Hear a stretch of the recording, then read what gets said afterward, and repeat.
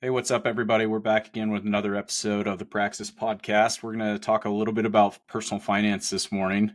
John and I have been going back and forth about a dozen different personal finance topics. It's, if you spend any time on the socials, you're going to be just slammed with personal finance content. If you're an enterprising young adult and, thinking seriously about your future, you've probably paid some mind to personal finance. You probably started to look for different resources, and it can be overwhelming sometimes. There's just so much content out there, and so today we're going to break down at least a couple of specific examples, and through those examples, we'll kind of extrapolate some personal finance insights there, but then we'll kind of expand from there and talk about some other just generally useful personal finance tips for the young professional, young adult who's just starting out their journey. So John, I know you've got an example you're going to bring to the table that we can kind of set this conversation up with. I'll turn it over to you and we'll break it down. Yeah, I'll try to keep it I'll try to explain it as simply as possible, but still detailed, but make it so it's understandable and not all confusing. So my wife and we have a 7-month-old as of this Sunday. So I can't believe he's already gonna be 7 months, but we also have 3 Time cars. flies. Yeah, it's crazy. Unbelievable how fast time flies. Like, I feel like he was born just yesterday. He's only 7 months, so I get like when somebody who has a 20-year-old kid and they're like, I feel like you were born yesterday. It's a lot different, but even already, it's just crazy how fast it moves. But we have 3 cars because I bought a car a couple years ago. Then we got married not long after that. Then we bought my wife's car, and then during that time found out that we were having a baby. So then once the baby was born, we kind of were getting situated in the one car, in her car. My car's a stick shift, so that also is an important detail because she doesn't drive stick. So it wasn't like her car was too small to fit like the car seat and the stroller and the numerous baby items that you need, especially for first time parents, because we just buy and get more stuff than we actually need. So we were like, okay, my car would fit it, but you don't drive stick, and that would be, so we probably don't need this other car. I was looking around for a bigger size, like just a bigger car, like an SUV. Couldn't find any good SUVs. Got on Facebook Marketplace, which is where I usually look. Found this awesome Honda Odyssey minivan. I was like, okay, well, that's pretty sick, and it was in good shape. So we ended up getting that. But I've been putting off getting rid of the third car. So we've had 3 cars. We finally sold her car, the one that was too small. So we just had it kind of like extra, I was kind of like, I'm not in a position to have an extra car. Like, that is just ridiculous. Yeah. So we finally, got rid of that. And now I'm just thinking, like, we don't go many places all that separately. It's not like we both have a need for a car. I work from home.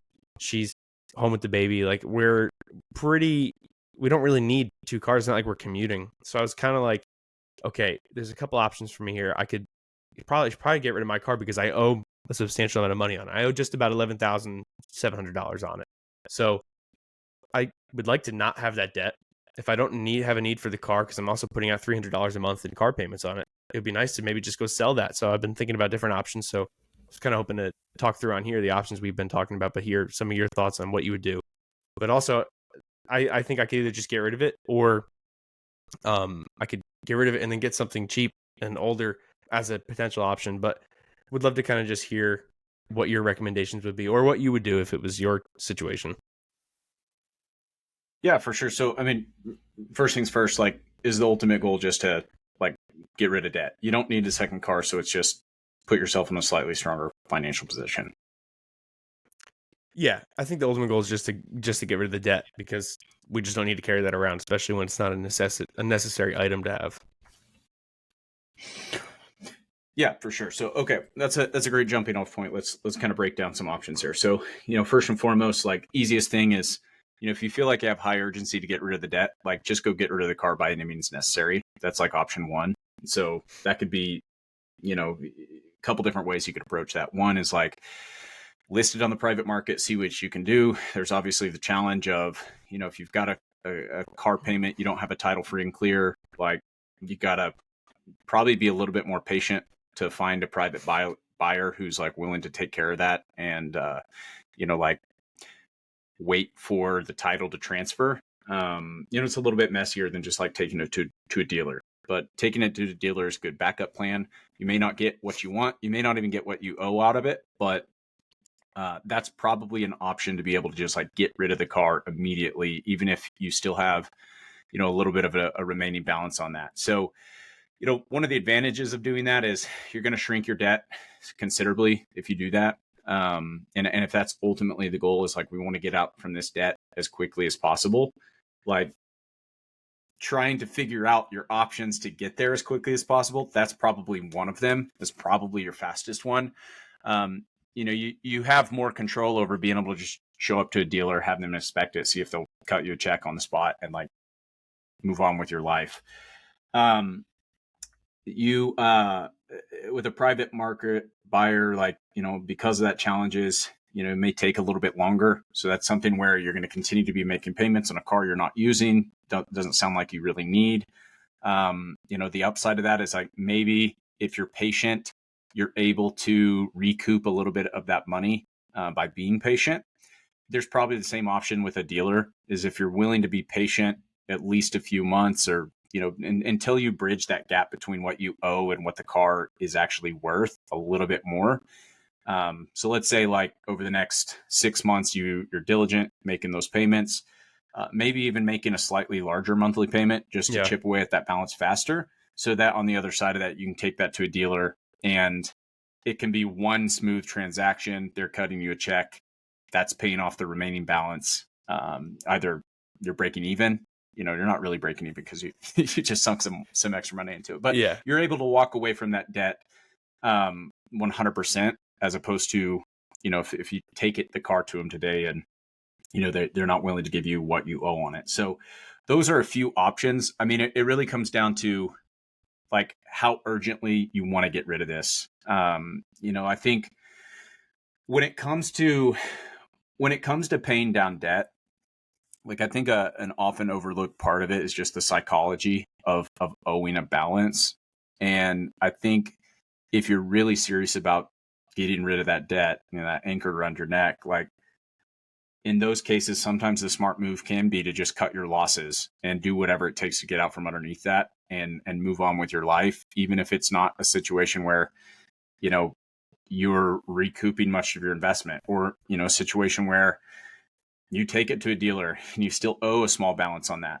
Like it's not, it's not always ideal, but sometimes if that's your highest priority, is I want to get rid of this debt, that can be an option. And one of the, the benefits of that doesn't show up on your personal balance sheet is just sometimes it's a peace of mind of getting out from under the debt as quickly as you can.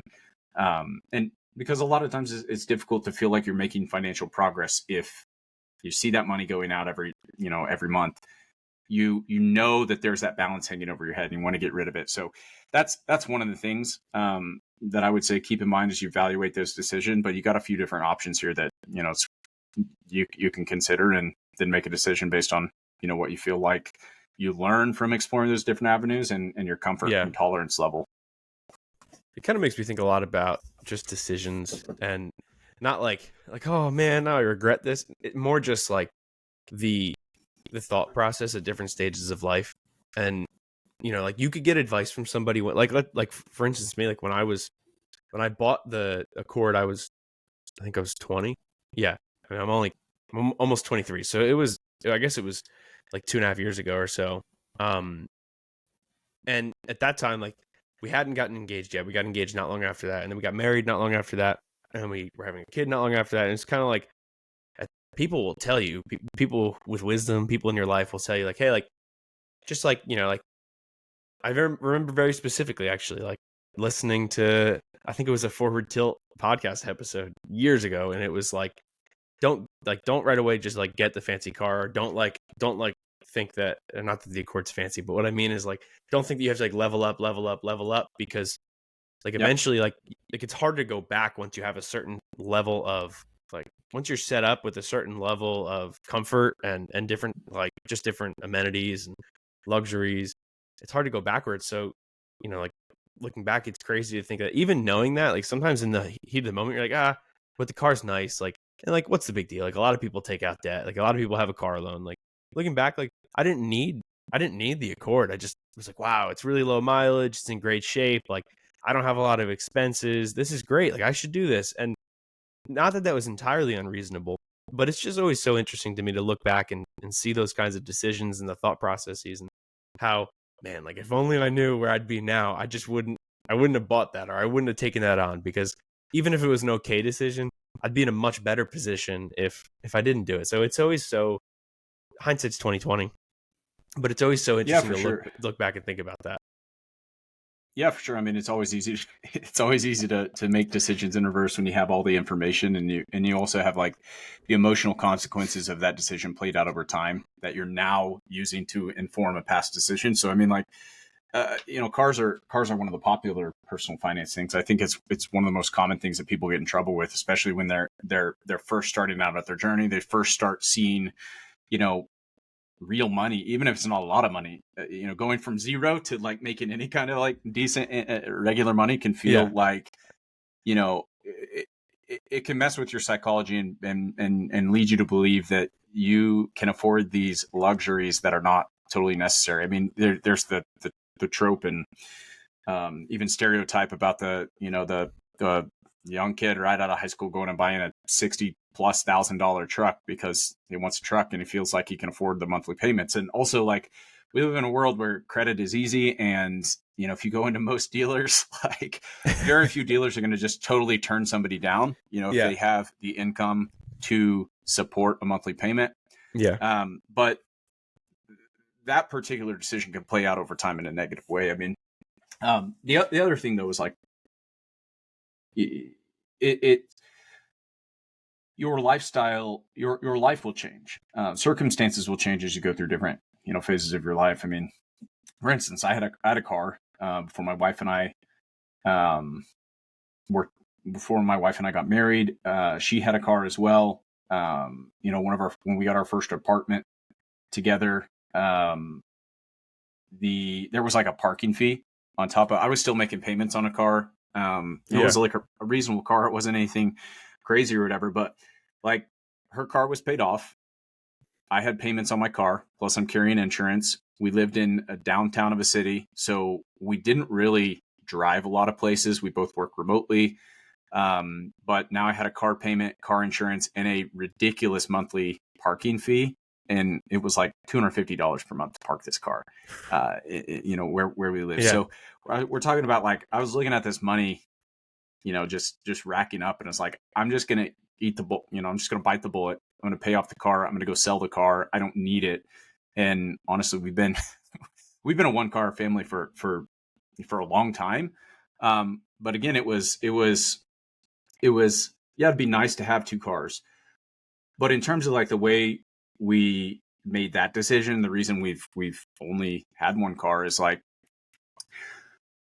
this is something I've gotten better at as I've gotten older and have more experience, and just gotten a lot more clear about my personal financial priorities. Is sometimes it does take sitting down and getting clear about those priorities, even if they're going to change over time, like setting some short-term goals and understanding, hey, here's what's most important. And because this is most important, the other things are, naturally, they're less important, and therefore things that I'm willing to sacrifice so that I can achieve this top priority. So that may mean, you go without some of the niceties or luxuries that would be nice to have, but aren't really needs, in order to serve that top priority, which is, it's going to look a little bit differently for everybody. But the universal themes are probably something like financial security, the ability to build wealth, the ability to not have debt, the ability to, have peace of mind, and all of those things. And so sometimes it really is as simple as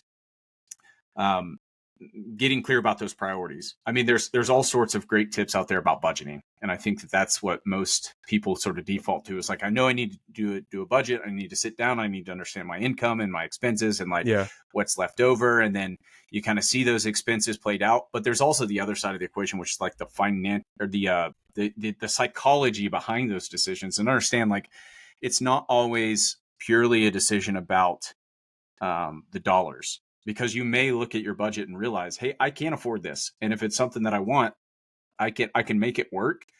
Whether it's the smartest thing or not financially is totally beside the question. Sometimes it's also like, how do I feel about this decision?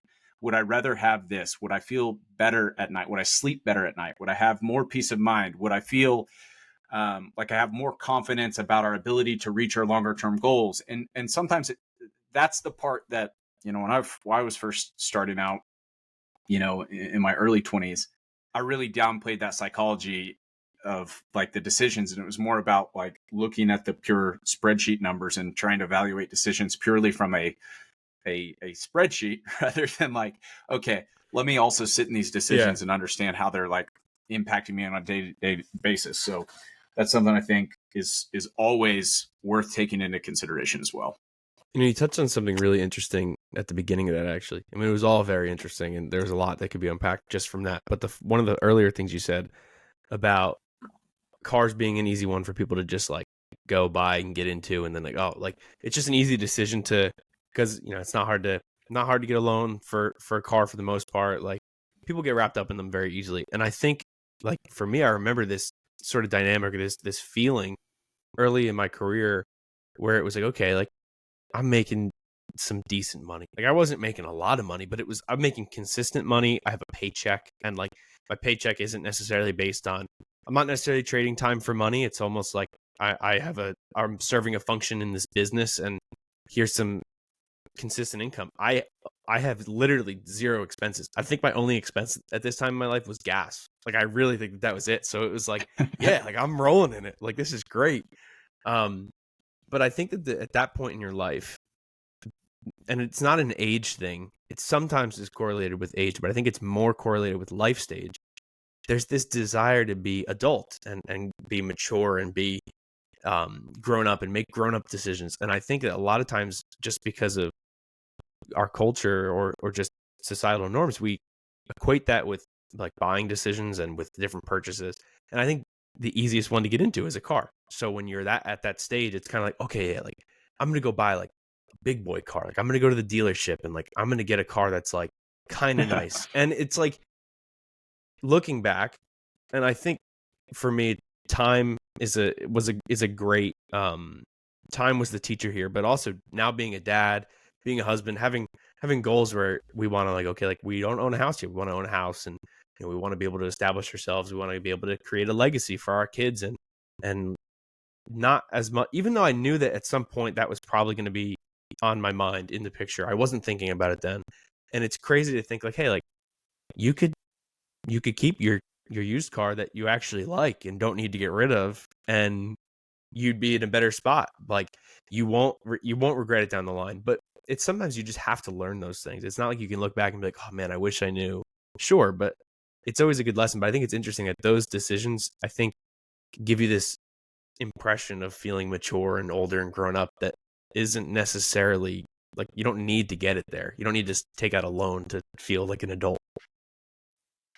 Yeah, I mean, you bring up an interesting point. I think about another one of the sort of fallacies that I think a lot of us tell ourselves, and it's probably in similar life stages. I mean, definitely at the early stages when you start to have that first initial success and you start to see some early financial success, and then sort of every tier after that as you start to see, more and more professional financial success. And I think one of the lies people tell themselves often is like, I deserve this. I've earned this. Mm-hmm.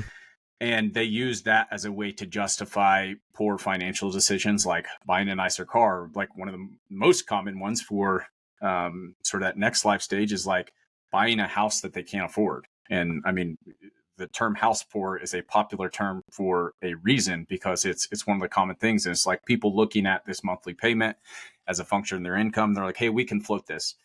But it's a similar situation you put yourself in where you're reaching beyond your current stage and current financial situation to justify, to tap into something that maybe on paper the monthly payments you can afford, but it's actually putting you in a more precarious situation over the long term. And I think that, we like culturally, that's become a totally acceptable thing. You said it earlier, great. Like everybody has a car. Everybody probably finances that car. Everybody goes and, they buy a house. I mean, not as common as they used to for everybody to buy a house, but the social acceptability of poor financial decisions and taking on debt is at a peak. It's just become so socially acceptable to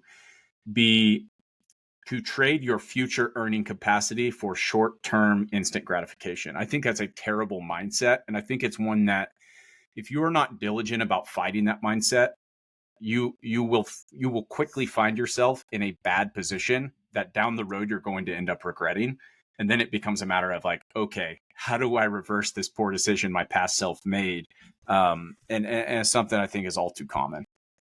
Yeah, I've never thought this one out loud. So I don't know if it's not smart enough or it sounds stupid, we'll cut it out. But I'm curious if the like, for instance, if you're looking to get a nicer car because you want the short term just feeling of like, man, this is a nice car. Like, if it's a one way to test it, like I think 9 times out of 10, maybe 10 times out of 10, it's just not necessary. Like, you don't need it, you just want it, so it's not necessary. But I feel like you could. Okay, I have a used car. It's older, but it runs, it's well taken care of. It gets me from point A to point B. It's perfect for what I need.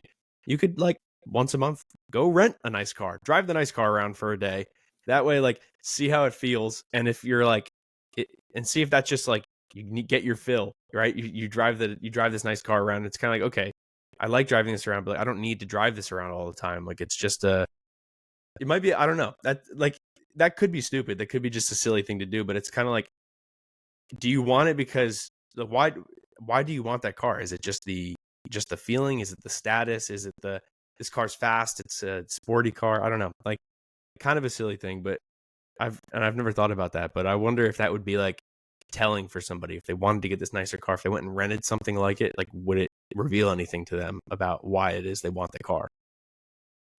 Or go see if you can test drive some. I mean, you're probably not going to get to go test drive a brand new Lamborghini or something like that, but like go test drive, and try to do that for free. But a bigger point that I think you were kind of beginning to unpack there is this idea of people wrapping up their own identities in the stuff that they have. Yeah. And it's this sense of like, what does this car say about me? What does my neighborhood or my house or where I live say about me? What does the status of the job title I have or the company that I work at? I think it's really a function of, so, are you familiar with Rene Descartes at all? So Rene Descartes is, okay. So yes, philosopher, brilliant mind, but he describes this thing called mimetic desire. It's like a lot of decisions in the world are made by, as a function of us wanting what other people have, or surrounding ourselves with making decisions in our life based out of this function of like, this is the thing that other people in my social sphere want, or they desire or find desirable, and therefore I'm attracted to those same things. There's also another great book by a guy named Helmut Schuck. It will literally, you read it, you will get your helmet shook. It's called Envy. It's one of the, like, this book changed my perception of a lot of things, but it's like, it kind of talks about how much of the world operates as a function of envy, where people look out and they see what other people have. And I think this is the reason why this is one of the 10 commandments is, there's actual truth to the idea of like envy is something that I think can lead you to make a lot of poor decisions, financially, definitely, but also just like in your life in general. And it comes back to what we were talking about earlier. Is like getting really clear about your priorities, and also really understanding your values, I think, is another important thing, and making sure that those priorities that you're setting for your life, your career, your personal finances are actually a reflection of your values played out. Because you may, maybe you do have an aversion to debt, but you've allowed one of those sneaking lies to creep in and begin to cloud your judgment of, hey, I deserve this, or hey, people will think less of me if I don't have this, or this will be impressive to other people, or blah, blah, blah, blah, blah. And suddenly you find yourself in a situation where you've made a decision to impress people who don't really even care, because of a lie you've told yourself, and now you're stuck with the consequences of that decision repeatedly Yeah. over time until you reverse that decision, or overcome the bad decision. And I just think that's, again, I alluded to this earlier, but I cannot overstate it enough.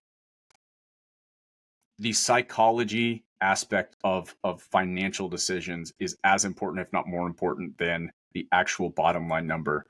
I think the more you can begin to aim at, again, this is my own personal way of looking at it, but the more that you can allow peace of mind over time, for me, has become more and more of a guiding principle when it comes to my personal financial Yeah. decisions, and less about like, what does the bottom line math show? And it's like, over time, a good goal for me has been, what are the actions and activities and decisions here that are going to increase my peace of mind over time? And that kind of gives me again, this is a much more conservative view of personal finance and money than I had in my mid 20s, my early 20s for sure, where I was a lot more comfortable with, with risk. I had a greater risk tolerance. I was probably spending more than I was saving. I was definitely not doing as well investing, but I was, I was in a different light stage, and my priorities were a different reflection of that life stage as well. But I also wasn't taking into account like the peace of mind increasing over time, which I think is, for me, has become a really good telling metric, and something I think, not enough people, I'll say it again. I'm repeating myself here, but I'll say it again. Not enough people really pay mind to the psychological aspect of their financial decisions. Yeah. You started talking about this without saying it. It's really Paul wrote "Holding Every Thought Captive" for, I learned a new reason why the letter to the Corinthians included that, right? Like, to hold every thought captive, and it applies to so many aspects of life that I don't even recognize until sometimes they come up. Like, I wouldn't necessarily think about, oh yeah, finance. Like, I wouldn't necessarily, like, somebody, maybe they're just in a different life point, but like, I wouldn't necessarily automatically say, oh yeah, personal finance, hold every thought captive when it comes to like financial decisions. Like, but it's so valuable. It's kind of it is the philosophy that you just kind of laid out. Don't let your emotions sink too deeply into your financial decisions, and be intentional with, like you talked about, like a lie creeping in about like, oh, I deserve this. Well, like, don't listen to that, because you're going to end up putting yourself in a worse spot. And then like, in a sense, it's sort of like, it's sort of sad, but like, the spot that you put yourself in, like, that's what you deserved. Like, that's what you said, like, oh, I deserve this. Well, yeah, like, if you make this decision flippantly and kind of like, just like, not thinking about this thoroughly, you're going to put yourself in a spot like that. And like, that action, like, that's the consequence of that action, of not being intentional and not being disciplined. Yeah, I mean, if we're gonna continue on the theme here of like biblical financial advice, I mean, there's so much, but one passage I always wrestled with, and this plays very much into what we were just talking about, is like this idea of like, it's very hard for a rich man to enter the kingdom of God, and the parable of the rich man asking Jesus, what do I need to do to be saved? And it's like, sell everything and follow me. Yeah. And I wrestled with that passage for years. One of the reasons is like, okay, is it sinful for me to want to acquire wealth and for me to do well financially? And again, I'm going to put that specific thing on the shelf for a second, because I don't, maybe that's a topic for a later day. But one of the things that I want to kind of like bring this into context with what we're already talking about is this idea of clinging too tightly to earthly things, and specifically like possessions.